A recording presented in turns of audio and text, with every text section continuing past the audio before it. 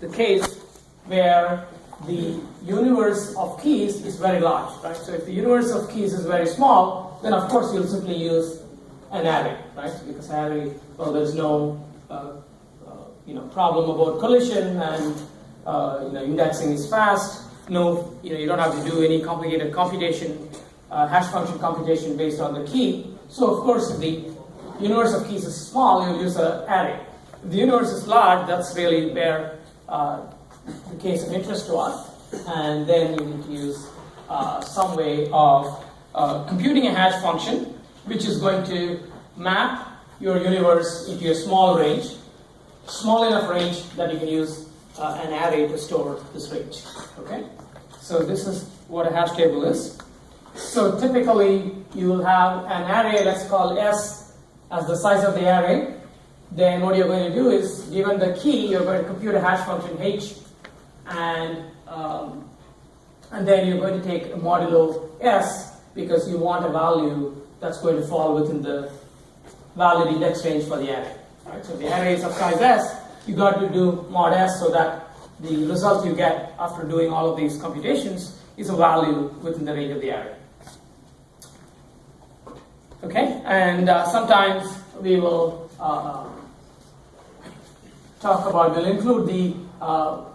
include S within the hash function, and in other cases we may not do that. Okay, so because the idea is that sometimes you want to define a hash function that is independent of the size of the array, right? And sometimes you want the hash function could be folded in. So for instance, when we often talk about a good hash function for strings, we are not saying a good hash function for strings when the hash table, when the array you use for storing the hash table is of size, a particular value, right? So you want, in that context, you're talking about a hash function as we have it here. It's a hash function that just takes an element of this universe U and produces some number, right? And then that number can be mapped into the desired range by doing a mod. Okay, so that's how we talk about it.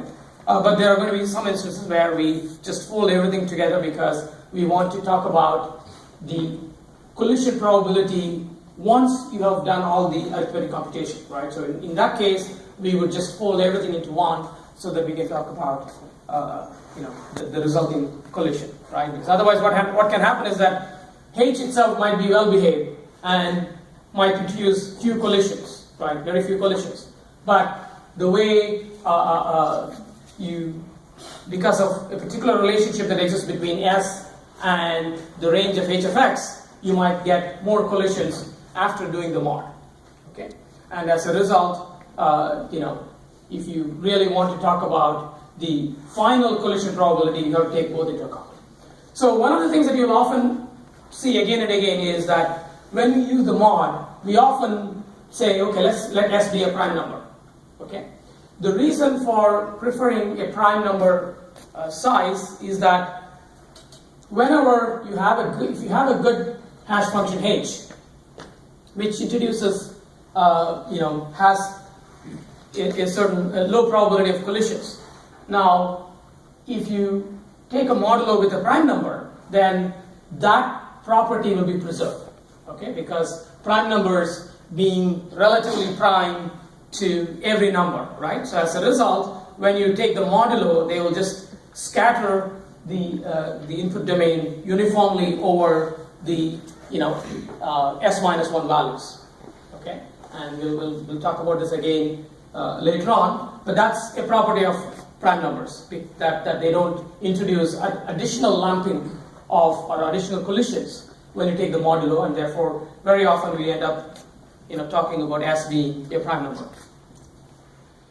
Okay, so as we said, what's happening is that we compute this index and index into the array, and then we store at that index. Okay, so what do we have to store at the index?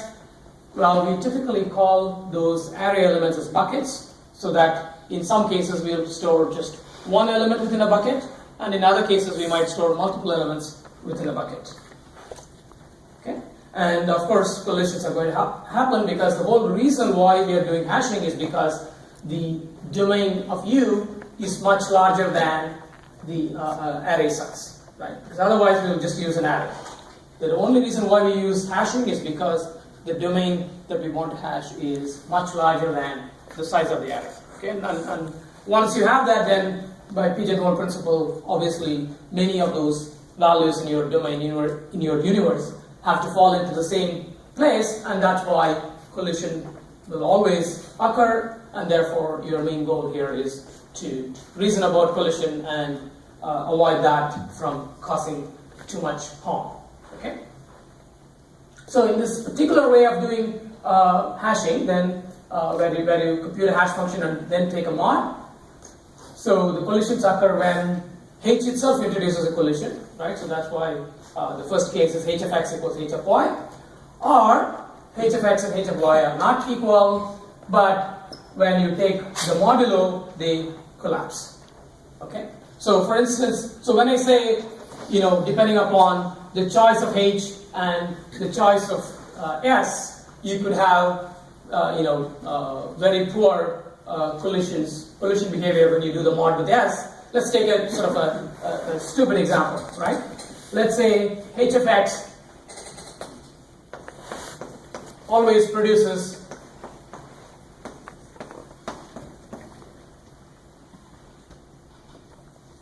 multiples of 4,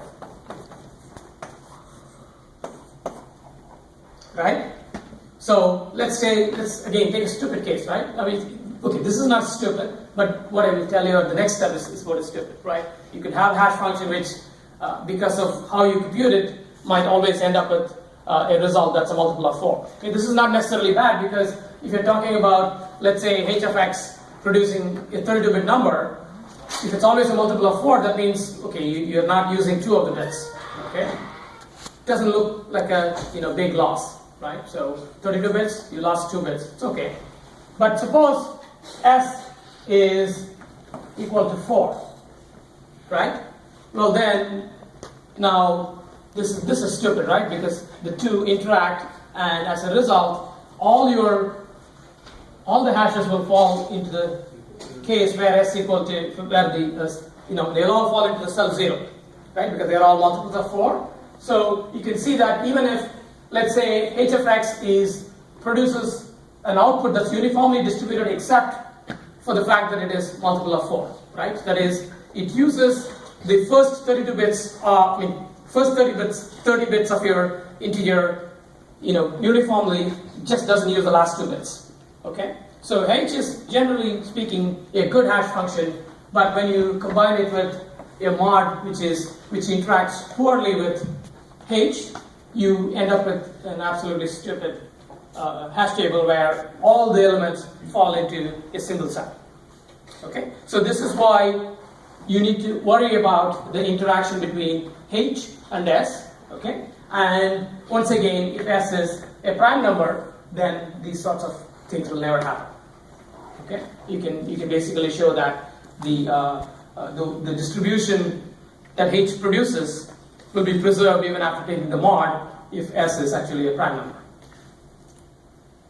Okay, so we'll come back to this collision again, but for the moment, let's talk about different implementations of hash tables,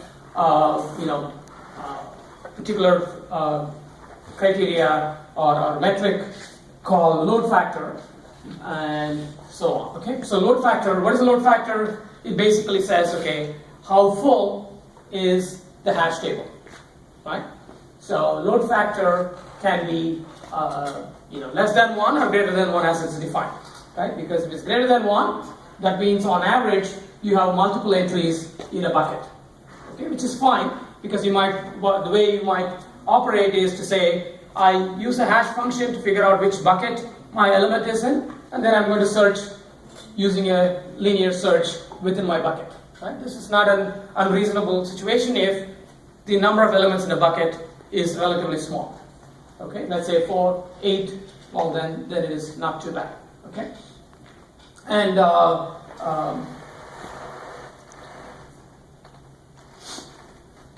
so if we ask the question,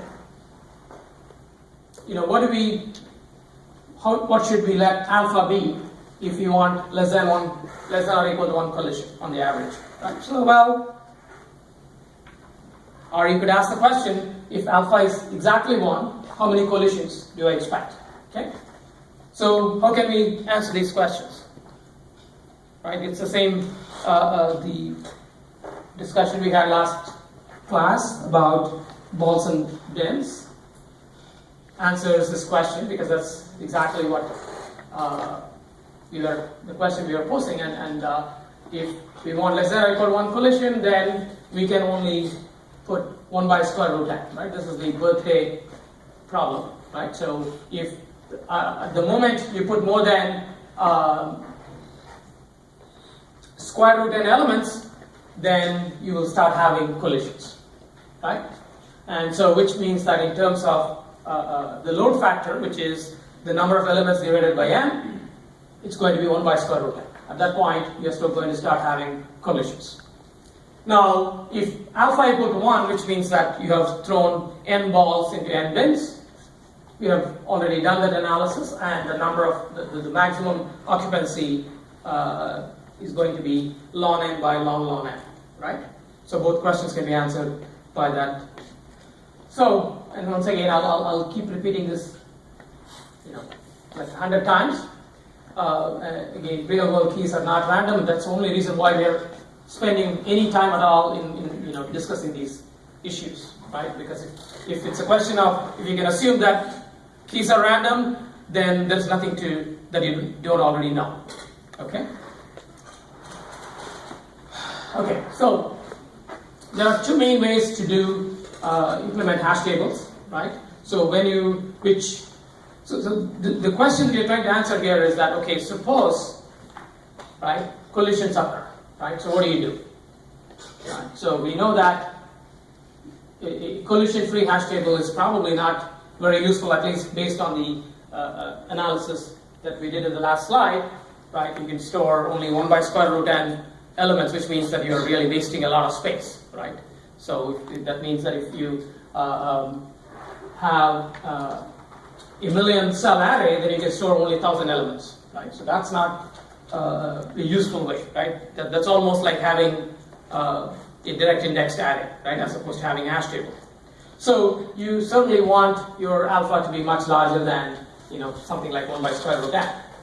So then you're going to have collisions, and the question is, what do you do when you get collisions? Okay. So one of the techniques for dealing with collision is called chaining, which means that you're going to create something like a linked list within each array cell, right? So that if multiple elements fall into that element, you just into that cell, you're just going to put them all in a linked list, right?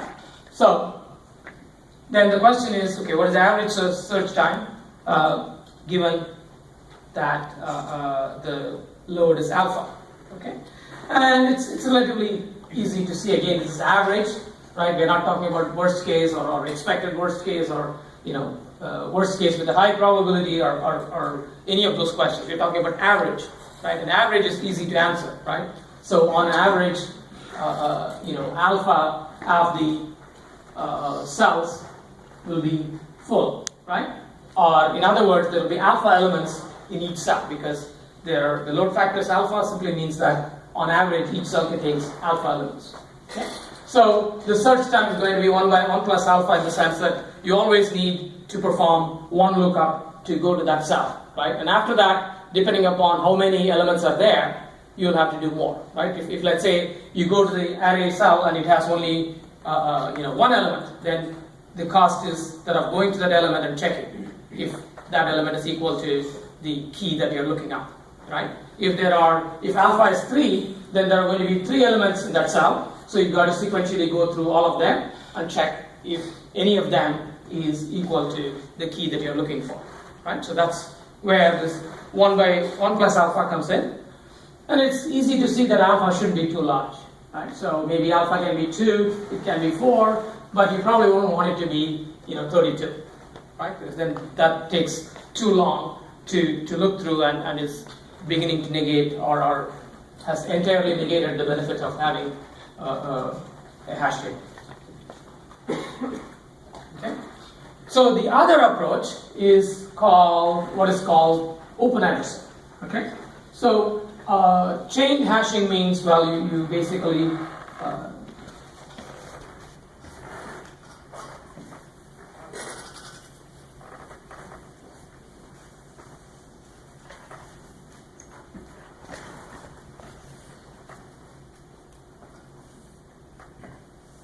so this is your array A, and then in chain hashing what you have is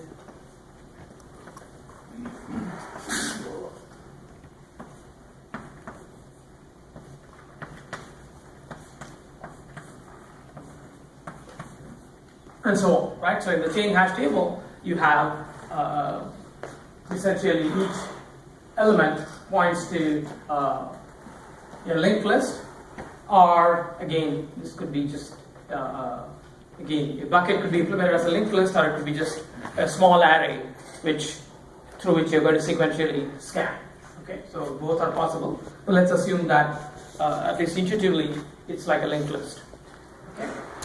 The other approach is what is called open addressing. It says that you're not going to have these linked lists at all, right? All you're going to have in open addressing is just the array, right? So what you're going to do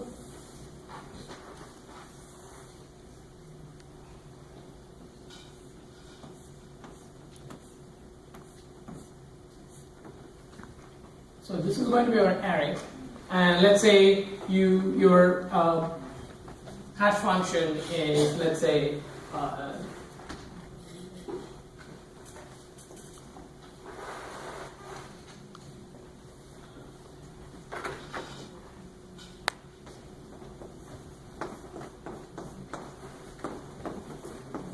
let's say this, and you won't worry about what h is, but let's say, or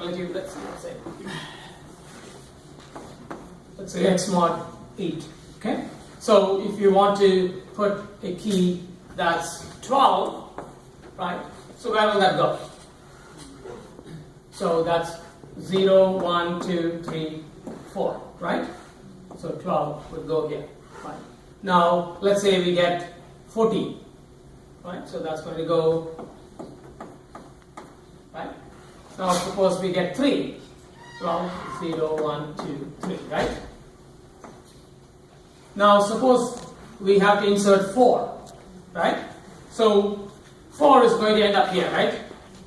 But there is no way for us to store 4 here, right? So because this doesn't have that linked list where you can just insert whatever you want, right? Here the cell is occupied, okay? So then what you do in open hashing is, in open addressing, is that you are going to look for an alternative place, okay? So you looked up, you're given 4, you looked up the array entry corresponding to 4, it's already 4, right? And it has a key that's different from what you are trying to put in, right? So then what you do is you use what is called a secondary hash function, okay? So that you can just find another place where it could be inserted, okay? Now, the secondary hash function is also called, a probing function, and there could be different types of probing functions you could use, okay? One probing function is what is called linear probing. You simply look at the next element and the next element and so on until you find something that's empty, okay? So, in this case, 4 doesn't go here, then you're going to say, okay, I'm going to put this here, right? So, now suppose I get 5, okay? Now what do I do when I get 5? I'm going to look here, right? And then I'm going to say, okay, 5, it's occupied, so I'm going to look at the next cell, okay, that's occupied too, I'm going to put it here, correct? 5 is going to go here. Now suppose I get 11, right? So what's going to happen when I get 11? So 11 is again going to fall here, right? So now I look through and then I put 11 over there, correct? So what I want you to see is that when you have, so let's see what are the elements we are right? So we did 3, 4, right, and 5, and 11, 12, 14, right? Well, if you look at the range, this does not seem, it's definitely getting crowded, but not so crowded as what you observed here, right? So in order to store 11, you ended up scanning through 6 elements before you found a spot, right? So this is called clustering.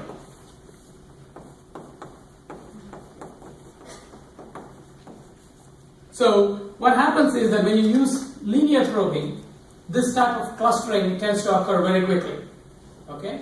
Because, well, you didn't have a space for 4, so you put it here, okay? And once you did that, that meant, for 5 there was no space, so you had to go somewhere further. And then that meant 11 couldn't be put in its place. So these kind of chunking occurs, and that is one of the problems with linear probing. Okay, so there is a technique called quadratic probing, which what it does is it uses. So linear probing basically says you take the base value h of x, and then you're going to add I, and then sequence through I equal to 1, 2, 3, 4, right? So which is basically what we did. We sequentially went through and searched for the next available cells. In quadratic probing, what you're going to do is you're not going to just look sequentially, you're going to use some sort of a quadratic function. So you'll go not at, you won't look at offset 0, 1, 2, 3, 4. It'll look for something more like, offset 0, 1, and then 2, and then maybe 4, and then, 16, and 9 and 16 and so on, right? So this way, what happens is that you won't have that close packing that's happening here. Instead, what's going to happen is that, okay, there will be some packing, some clustering that appears, that may occur over here, and then things start spreading out, okay, because you're going to go 4, 9, 16, 25, so you can see that now you are jumping past many cells, and as a result, you're not going to create these regions of the array which are tightly packed, okay. So, in this sense, quadratic probing is a better approach than linear probing. Okay, but there is a reason why linear probing is good, which has to do with cache performance. Okay, cache performance says that if the elements that you access successively are next to each other, right, then chances are that one of these, the first access will bring many of the successive elements into the primary cache, and then the subsequent access will all be fast, right? So again, something that I mentioned many times, caches are typically an order of magnitude faster than main memory. So when you have a program that's constrained by having to make a lot of access to main memory, it's going to be much, much slower than a program which has good cache performance, right? So linear probing is cache friendly, whereas quadratic probing is not very cache friendly. Yeah? How do we do the lookup? What is for infection? Lookup is the same, right? So you just do the hash, you look up, the key has to be there, and the key has to match the entry that you're looking up. Okay? So let's say, in this case, let's say you look up, let's say you want to look up 5, right? So 5 falls over here, right? So you go there, and then you see, okay, the cell is occupied, okay, and it is not 5. So you got to go to the next cell, right? And okay, it's occupied, it's not 5. Then you go to the next one. Again, I'm talking about if you do linear probing, then you are going to use the same algorithm for secondary probing, whether you're looking up or inserting, right? If you use quadratic probing, then again you use quadratic probing for both inserting and lookup. Yeah? Then how will it maintain the lowest pointer? Obviously it's not, right? That's the whole point, right? So we have to analyze, okay, so clearly the problem that is occurring because the occupancy of the table is increasing, right? If the occupancy is not very high, then you will get O of 1, right? Okay, so quadratic probing, especially if you use this function, what ends up happening is that the first few axes are still next to each other, right? Because when we said you go through squares, well, for small numbers, the squares are still close to each other, right? So 0, 1, 2, and then 4, and so on, right? So it might, so quadratic probing, if it is designed appropriately, then you can have relatively good cache friendliness, especially when I is small. Okay, once I becomes larger, well, then it spreads out quickly, and that is what you desire because you don't want to create these chunks that are fully occupied. Okay, so in that sense, quadratic probing is generally a better approach for dealing with collisions in open addressing. Okay. Is there some optimal way of choosing C1 and C2, or is that what determines which output C1? So I believe that it is not. So basically, what happens is that if the size of the table, right, if it is prime, then you can prove certain properties, and you can generally prove that C1 and C2 don't matter. Okay. Yeah. In this way, we cannot read all the elements of a single bucket.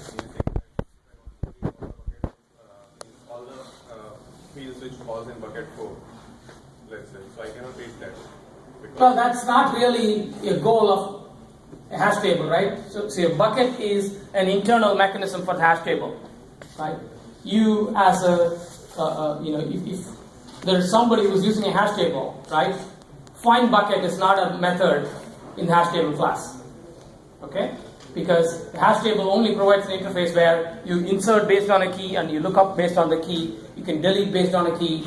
You can update based on a key. Those are the operations that are allowed in a hash table, not something that allows you to probe the internal structure. So that's why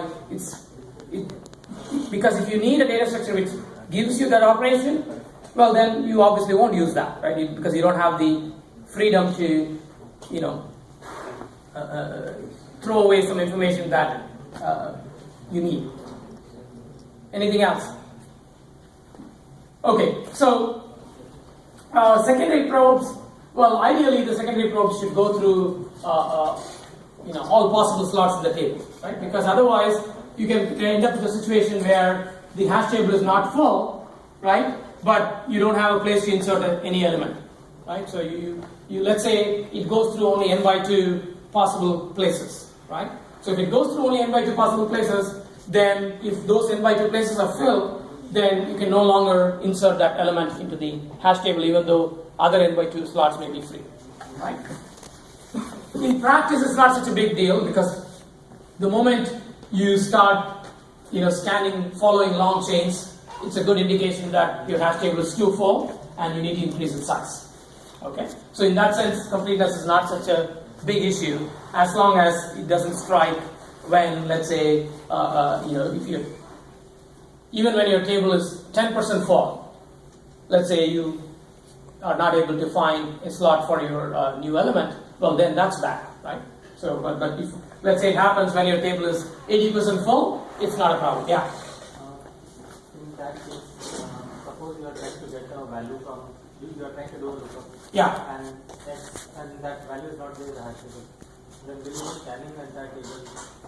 No. The point is that if your probing function doesn't go through, so when you try to insert, right, or you look up, right, the probing function goes through several cycles, right? So by the time you set the I equal to n there, that means you would have exhausted, all that you can do, right? So that's basically, where you typically stop. And if you haven't come across that element in that scan, it definitely doesn't exist because you're using the same procedure for inserting and lookup, right? It's not possible that you entered it and then you found a slot to put it in and then somehow you couldn't get there the next time, right? Because it's the same procedure. So whatever you inserted will definitely be looked up but there are going to be times when, even though the table itself is not full, you can't find a place to insert an element. Yeah, so we already mentioned these points about clustering or chunking, and that you can have this the issue about locality, and the two kind of conflict with each other, right? So we want locality which favors sequential scanning, and at the same time we don't want this kind of clustering. Okay? So as I said, quadratic probing tends to give you something that's in between. That is, for small I, it is still the locality is preserved. As I becomes larger, then the locality is lost, but you get the benefit that it's not going to cluster. So now if you look at what is the search time, you'll find that it's for linear probing, it's much worse behavior than quadratic probing. Okay? So quadratic probing gives you 1 by 1 minus alpha, which I think we can understand without too much work, right? So let's say the load factor is alpha, right? So we want to compute what is the expected number of lookup operations, or expected number of cells we need to check before we get to the value, right? So we can say the probability is, with the probability alpha, right, the cell that you have is going to be full, right? Which means that with the probability of 1 minus alpha, you can say that the amount of time needed is just 1, right? Because with 1 minus alpha probability, that cell that you go to is already empty. Okay? Plus, well, the other case is that the cell you look up is, is occupied, and the other one is not occupied, and so on, right? So essentially, you'll get a series which is, at least very approximately, it'll become a series like this, and that ends up being 1 by 1 minus alpha. Okay? So if you assume that everything is uniform and so on, you can derive this 1 by 1 minus alpha, but if you try to do it accurately, it takes a lot longer, and so you can definitely look it up. I'm not going to go through it, but it is intuitively understandable because you say alpha of them are occupied, so in order to find something that is not occupied, you basically have to look up 1 by 1 minus alpha cells before you arrive at something that's occupied. So what that tells you is that for open hashing, alpha shouldn't be too high, right? It of course first tells you that alpha cannot be greater than 1, which is obvious, right? Because at alpha equal to 1, then every cell is occupied, and obviously there is nothing more you can fit. Okay? But if alpha is, let's say 0.9, then this quantity is going to become 10, right? So if you have a 90% occupancy, means that on average you can expect to scan through 10 elements before you find your element.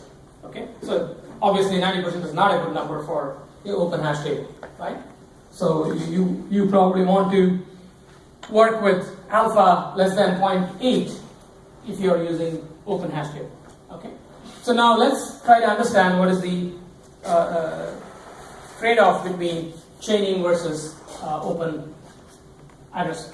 Okay, chaining leads to fewer collisions, right? Because we said with chaining, it's a very simple thing. It's 1 plus alpha, right? It's not 1 by 1 minus alpha, which shoots up very fast.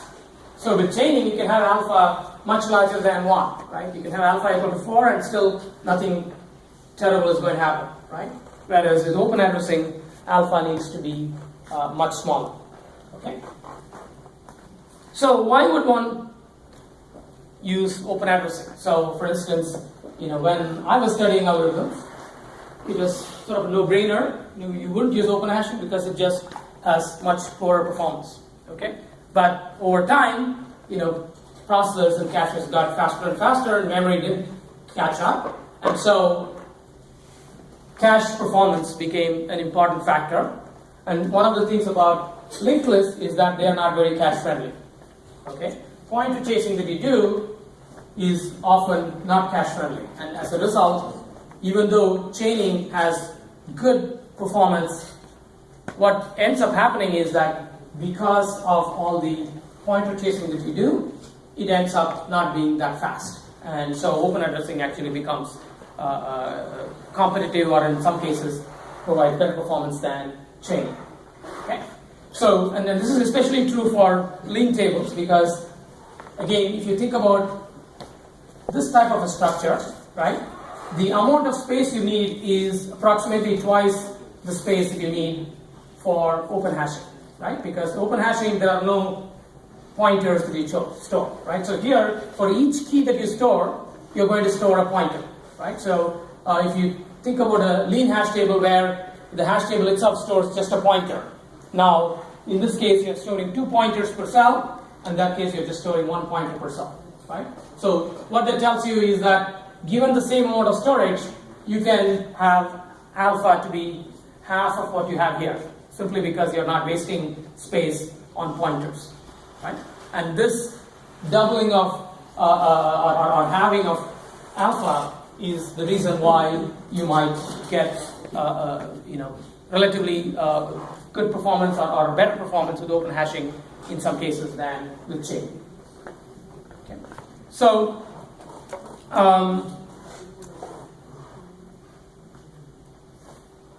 one of the issues with hash tables is that it's hard to predict what is a good size. Okay, and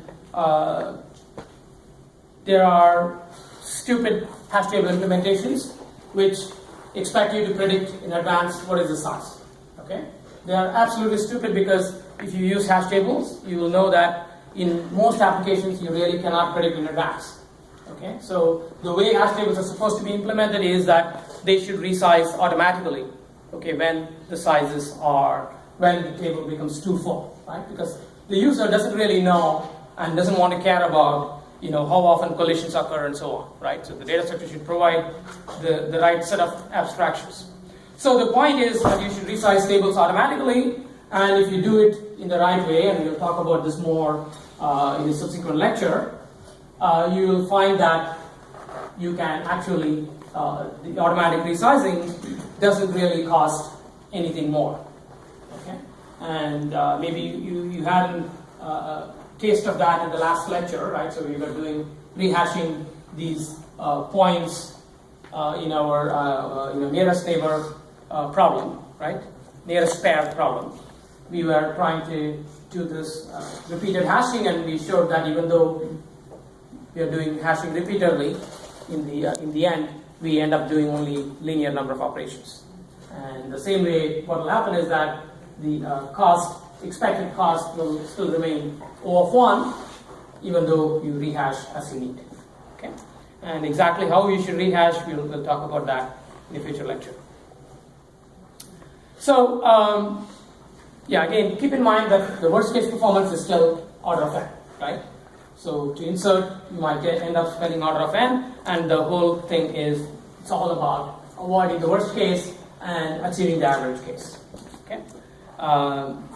And again, input is not random, and so we want to figure out how to ensure we can get O of 1 expected time, even if the input is not randomly distributed. Okay? And that brings us to the two main techniques we are going to talk about, universal hashing and perfect hashing. Right? Universal hashing is concerned with introducing randomness, injecting randomness into the problem to ensure that you can get expected order of 1 time. Okay? And perfect hashing is concerned with ensuring that you really don't get any collisions at all. Okay, so how can you avoid any collisions? Of course, you could avoid collisions by saying, I'm just going to use a huge table. Well, that's obvious. So the question is, how can you do that without wasting too much storage?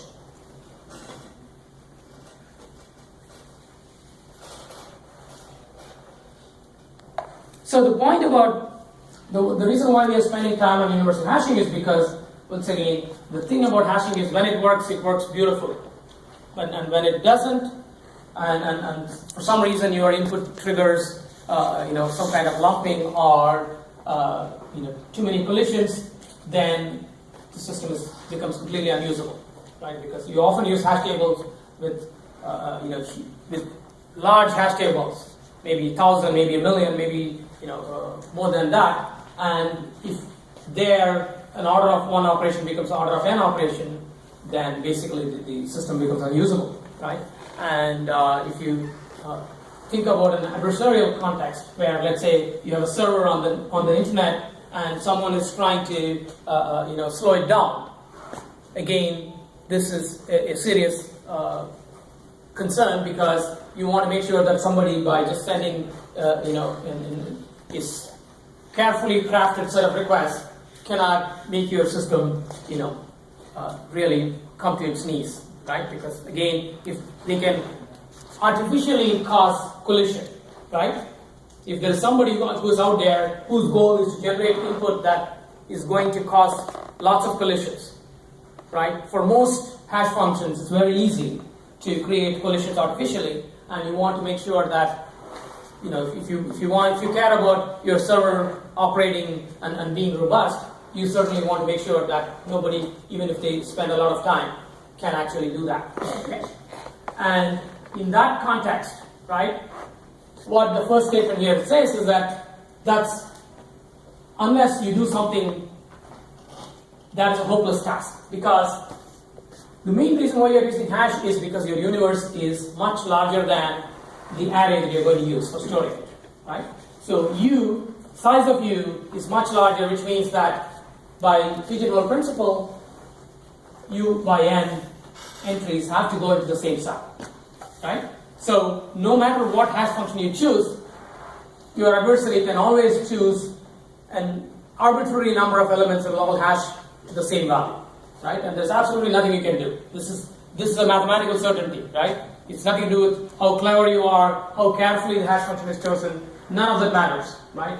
There has to be this many collisions, and if the adversary knows what your hash function is, they can create essentially an unbounded number of collisions, because usually U again could be unboundedly large or extremely large. Okay, so what we want to do is, instead we want to inject randomness artificially, so that the idea is that if someone is trying to do this, they don't even know how to do this because they don't know what the hash function is. Okay, so you introduce a randomness in the choice of the hash function itself. Okay, so that way, even though it is true that many of those values will, fall into the same bucket, there is no way to predict in advance which bucket that will be, or how to choose the values so that they all fall into the same bucket, because those values will differ depending upon which hash function you use. Okay, so now let's define what a universal hash function is, right? Universal hash function refers to a family of hash functions, because the idea is that you choose one of the hash functions at random. Okay, so a family of hash functions is called universal if for any hash function that you pick from this family, right? So the probability for any hash function h picked from this universe of hash functions, you have this probability that h of x equal to h of y with a probability of 1 by n. Okay, so what we are saying is that we don't have any kind of, obviously it can't be less than 1 by n, right? Because we said, that many inputs have to fall into the same bin, therefore the probability that two values fall, hash to the same value, has to be greater than or equal to 1 by n, right? Because there are only n places it can go to, right? So obviously we have, x and y have to go to, two different bins, but there are only n bins, so therefore the probability of this happening cannot be less than 1 by n. Okay? The question is, how can you achieve this 1 by n? Okay? So what this definition means is that if you pick h at random, right? So you're going to pick a hash function at random. If you do that, then the expected collision between any element x and any other element is m by n, where m is the number of elements in the hash table, right? Because we said it's 1 by n, so if you put n elements, then the probability of clash will just become m by n.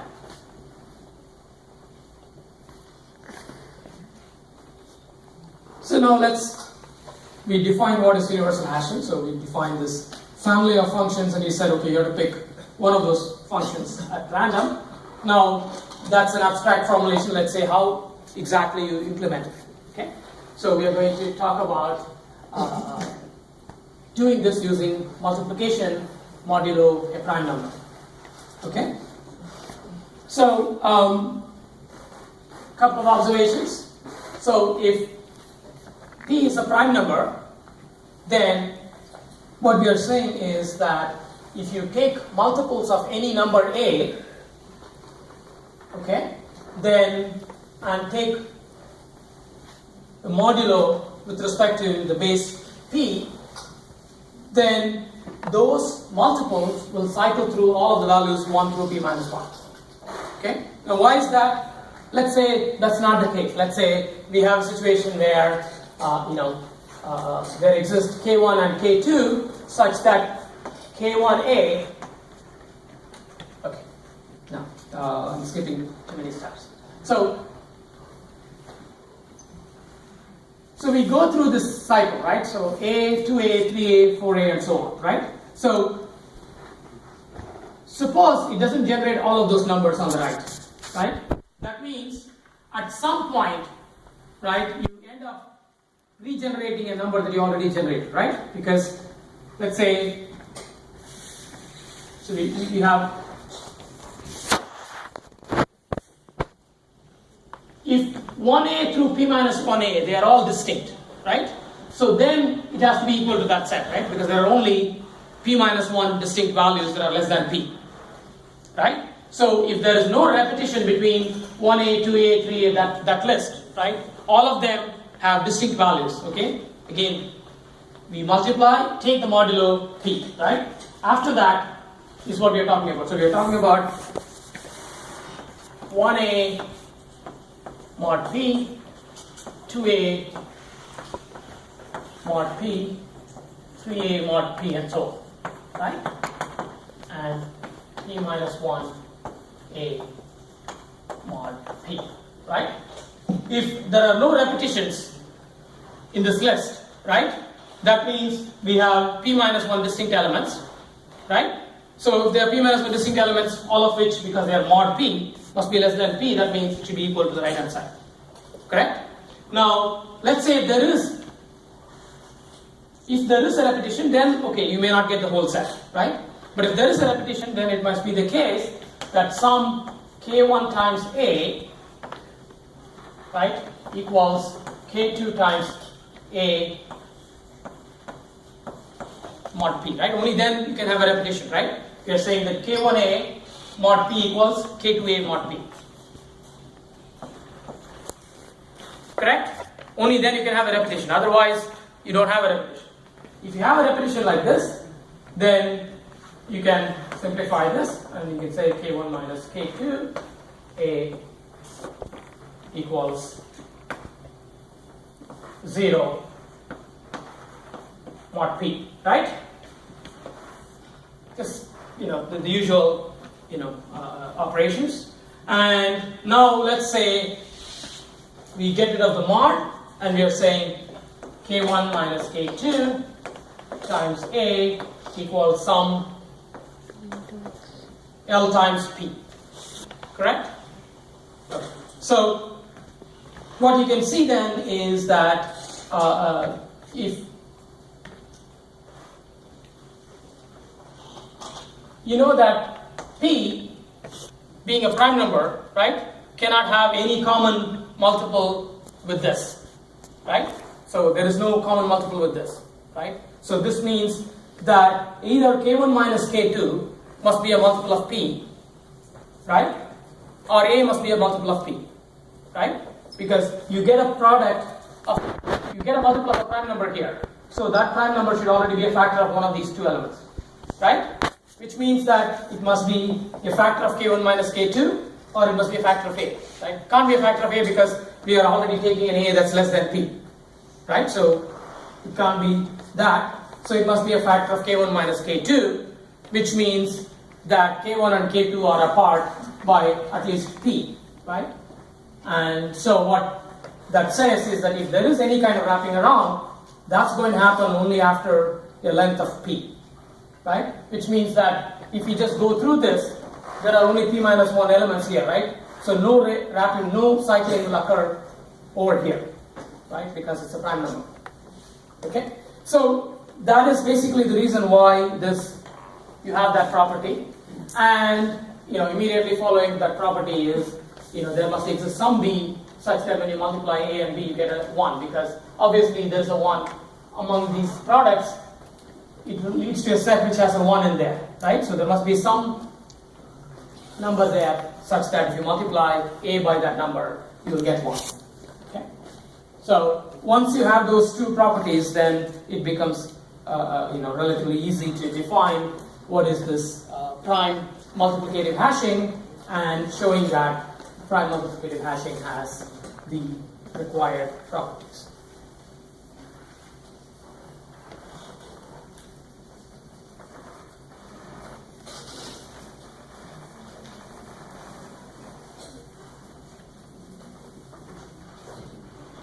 Okay, so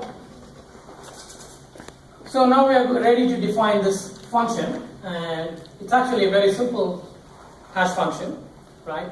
So given an element x, we are going to multiply that by a random number, okay? And then we are going to take the modulo with respect to n or p, okay?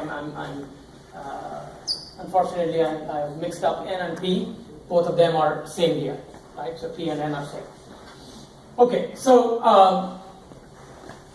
h is universal if you have if h is defined by as rx mod n, where r is a number that you randomly choose, right? So this is how you inject randomness. So what you do is, when you create a hash table, you're going to pick a hash function h, right? And the way it's going to be picked is you generate a random number and store that random number, and that random number r is from now on going to be used to compute the hash function, right? So the way you implement the universal hash scheme is you simply generate this random number, okay? And so realize that once you created a hash table, that random number r is fixed, right? Because obviously you can't change the r each time you insert a new element, or else you obviously won't be able to find an element that you inserted, right? Because so obviously the hash function r is picked when you create the hash table and fixed for the lifetime of the hash table, right? But on the other hand, remember we talked about resizing hash tables automatically. So whenever you resize the hash table, then you can change the hash function, okay? And so that's exactly what you would do, because essentially resizing a hash table involves recreating another hash table from scratch. So now, if you want to show that it is universal, then we'll have to prove that the probability that h of x equals h of y is 1 by n. Okay? So when can h of x be equal to h of y? We define h of x equal to rx mod n. So h of x equals h of y. That's the same thing as saying Rx mod p equals Ry mod p. And once again, if we do the simplification, then we end up with R times x minus y equals 0 mod p. Okay? And I won't go through this reasoning involving, okay, if something is a multiple of p, whatever we did now, we don't have to go through that again and again, because that is equivalent to saying that this equation has a solution only if r equal to 0 or x minus y equal to 0 or x equal to 1. Okay? So only then this product will become 0. Okay? So, well, we obviously are not choosing r equal to 0 because we said 0 less than r. So the only possibility is if x equal to y, I'm sorry, I should, yeah, x equal to y mod p, it's not x equal to y. Either you have r equal to 0 or x equal to y mod p. And let me correct this too. R equal to 0 mod p or x equal to y mod p. Okay? Now, r being greater than 0 and less than n, r equal to 0 mod p is not possible. So the only possibility is x equal to y mod p, right? Which means that y equal x plus some k times p, right? So essentially what that means is that there is one element. So if you list all of the elements that are going to collide with x, then you end up with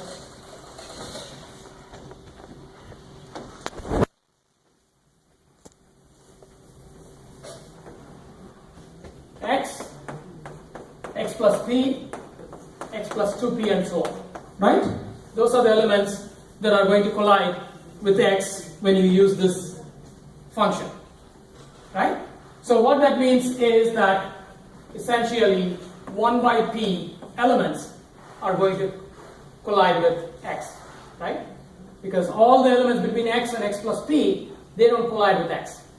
So as a result, you are able to show that the collision probability is going to be 1 by p or 1 by n. As I said, n and p are the same here. I'm using, I've just mixed up the two. Everything should have been p, but anyway, n and p are same. So as a result, we are able to show that the probability of collision, once you choose r randomly, is that the collisions occur with a probability of 1 by n. Okay? Again, the key here is that this n is a prime number. Okay? Because if it's not a prime number, then the analysis we did so far is not valid. Yeah? Professor, how does choosing r as a random number change it? No, random number, because it change, the reason for choosing the random number is because if you don't have a random number, then I can predict ahead of time and generate x and y and so on in a way that causes collision. In case if x and y are separated by p, then they would anyways for this particular case collide, right? So how because r as such is not affecting the collision, right? Is the difference between x and y that's affecting the collision? No. R is affecting the collision because R tells you, okay, if R is, okay, so, say I am giving the input as x plus b, x plus 2b like that, then whatever the value of r be, the elements should always collide, right? correct, but n is not a number that, okay, so,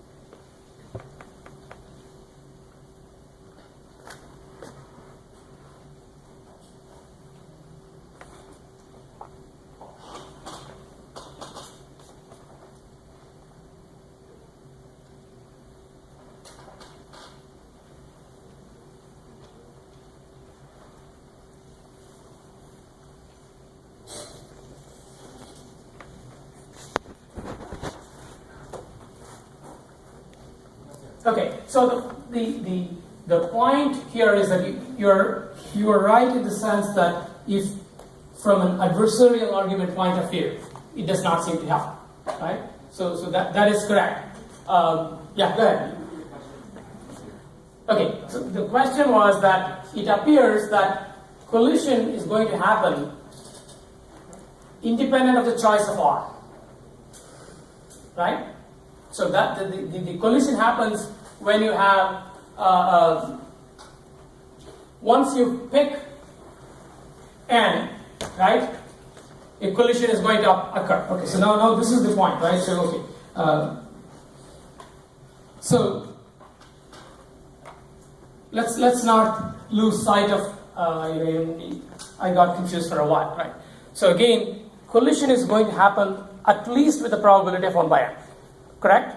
So no matter what we do, we will never be able to reduce that probability, right? So what we are trying to make sure is that the collision doesn't occur with a higher probability, okay? So we are just trying to say, okay, let's make sure that the collision doesn't occur with a higher probability. So for any time you take mod n, okay, no matter what you do here, right, you are going to end up with a situation where, when the result is a multiple of that prime number, they are going to collide. Okay, so that collision is unavoidable whenever you're doing this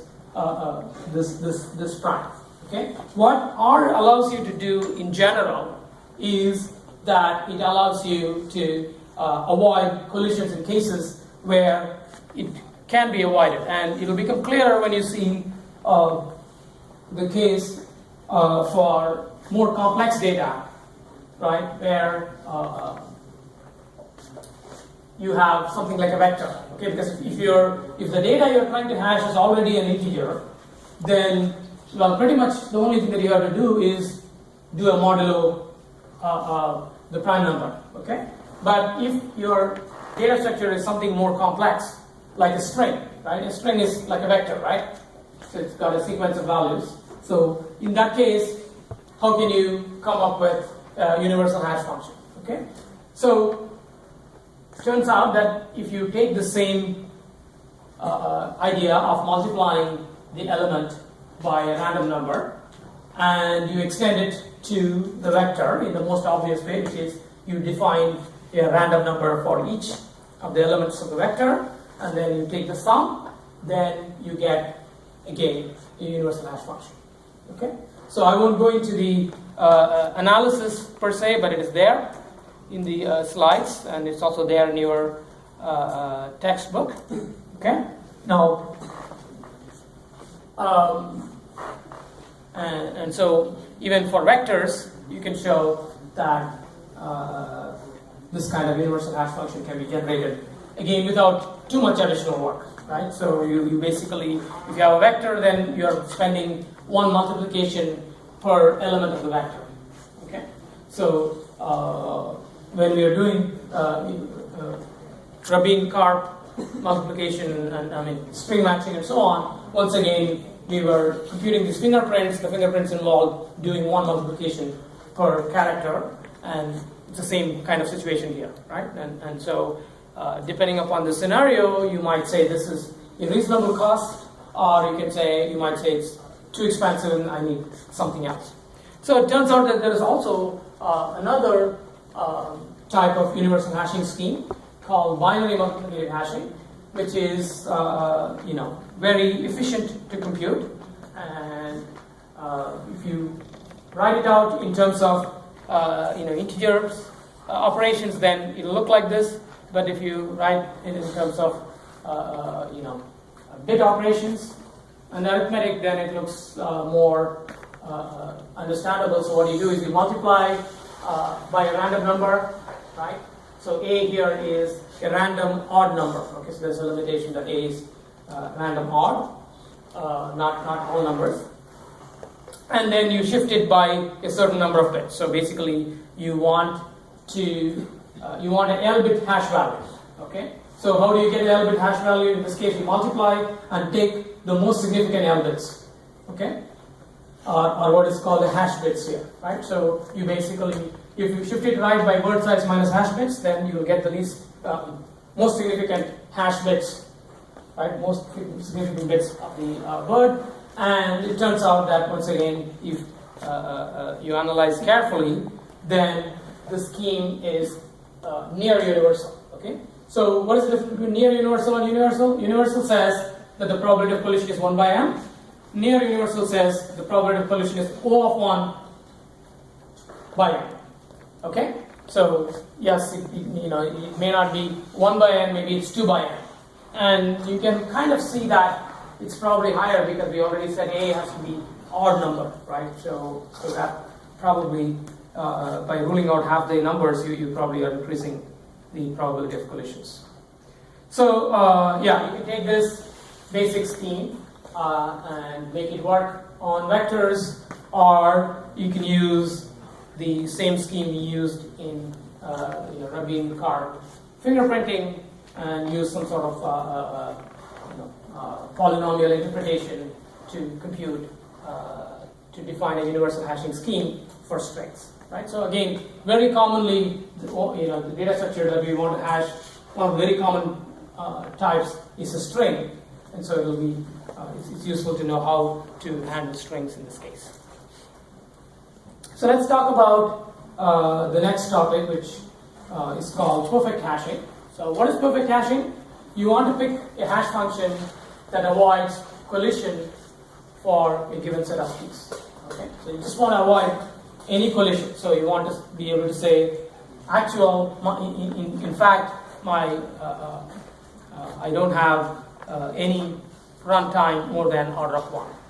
Okay? So how can you do that? Well, there are two cases. One is what I call a static. That is, you know ahead of time what are the keys you want to store in a hash table. Okay?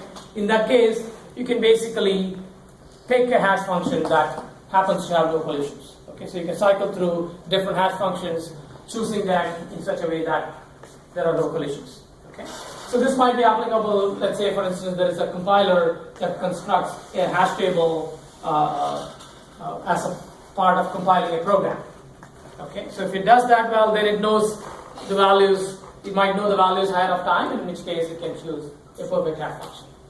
But that's not a very interesting situation, not a very general situation. So what we want is something that works in the dynamic case when the keys are not known in advance. Okay, so the obvious approach is to use O of n square storage, right? Because we know that the O of n square storage, the expected collisions is square root of n squared, which is n. I'm sorry, what am I saying? Okay, if you have O of n square storage, then when you put n elements in the hash table, then the occupancy is only in a square root of the size of the table, right? So that means you are going to have no expected collisions, right? Because the occupancy is less than the square root of the number of elements in the cell, number of cells in the array, then you're not going to have any collision. So you can do that. And again, as we said, this is not interesting because this means if you want to store 1 million elements, then you need 1 trillion cells, right? So this is not a good way to spend your memory, right? So you want something better, okay? So the second approach is actually works very well and is in fact deceptively simple. All you need to do is you use a 2-level hash table, right? So what happens is that think of a primary hash table where each bucket is implemented as another hash table. Okay? Now what you're going to do is that the point here is that you're going to use an O of n primary hash table. Okay? So this means that on average there are only a small number of elements that are going to end up in each bucket. Okay? So typically the most common case will be that there is only one element in a bucket, right? Okay, so you have to use n square size for that bucket. N square is, for n equal to 1, n square is 1. So I don't really increase the space. Suppose, let's say, I have a cell in which I have 2 elements, right? A bucket in which I have 2 elements. Well, I'm going to use a secondary hash table of size 2 square, right? But we know that the number of cells which have multiple elements is going to fall off very rapidly. Okay, and as a result, even though we are spending, not O of 1 storage per bucket, some of them, we are using much more than O of 1, but the number of cells for which the secondary hash table is more than order of 1 is going to be so small that when you take the sum over all of them, you end up with an expected length which is only order of n. Okay, so essentially what's going to happen is that you have O of 1 buckets, O of n buckets. Almost all of these buckets are going to have size 1, and so your secondary hash tables are not really taking the extra space. And a very small number of them will need more than O of 1 storage, but since the number of them are so small, even when you add them up, the total storage will still be O of n. Okay, so that's the idea. But the key point here is that only if H is universal. Right? If H is not universal, then again you cannot say in the expected case I will have very few cells which have too many elements. Right? If it's not universal, then you could very easily end up with a case where for a certain set of inputs you have lots of elements that fall into the same bucket, and therefore your expected size can increase very rapidly. Right? So if you have a lousy hash function, then almost everything can fall into the same bucket, in which case that bucket has to have n squared entries. Right? So you no longer have O of n storage. Right? The only way you're going to get O of n storage is if you can manage the collisions and make sure that not too many elements end up in each bucket. Okay? That is why you need to use a universal hash function, and then with the universal hash function, if you use this two-level structure, you're going to end up with a perfect hash that still uses only O of n storage. Okay? So let us stop here.